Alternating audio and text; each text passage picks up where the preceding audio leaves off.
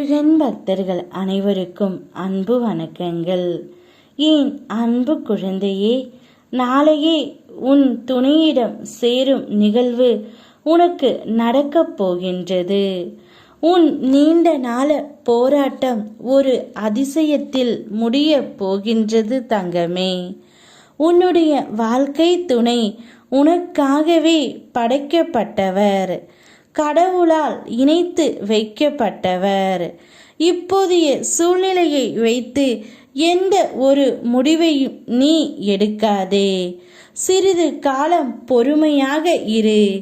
எல்லாவற்றையும் நான் மாற்றிக் கொடுக்கின்றேன். உண்மையான உன் அன்பை புரிந்து நீதான் எல்லாமே என்ற நிலைக்கு நான் கொண்டு வர செய்வேன். நம்பிக்கை கொள். இது அப்பாவின் வாக்கு. இப்பொழுது உன் துணையே தானாகவே நாளை உன்னிடம் வரப்போகின்றார். அவருடைய மனம் இப்பொழுது மாறிவிட்டது. அவருடைய ஆள் மனதில் நீ மட்டும்தான் இருக்கின்றாய். நீ உன் துணையிடம் நாளையே சேரும் நிகழ்வு நடக்கப் போகின்றது.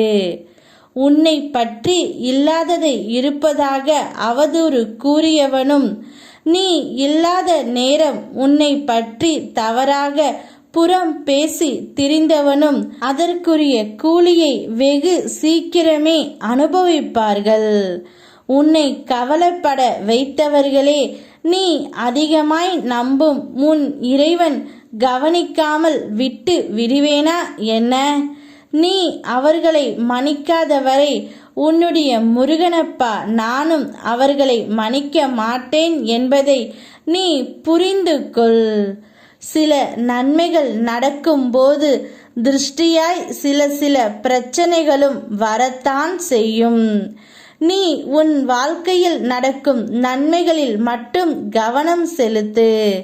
உனக்கு ஒருபோதும் உதவாத பிரச்சனைகள் பின்னால் சென்று தீர்க்க முயலாதே. எப்போதும் உன் கவனம் உன் துணையின் பக்கம் மட்டுமே இருக்கட்டும். உன் தோல்வியின் பக்கம் இழுக்க இழுக்க சிறு பிரச்சனைகள் வந்து தூண்டும்.